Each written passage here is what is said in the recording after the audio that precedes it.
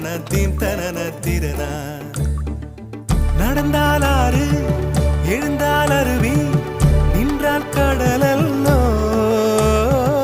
சமைந்தால் குமரி மணந்தால் மனைவி பெற்றால் தாயல்லோ. சிறு நதிகளே நதியிடும் கரைகளே கரை தொடும் நுரைகளே நுரைகளில் இவள் முகமே. சிறு நதிகள்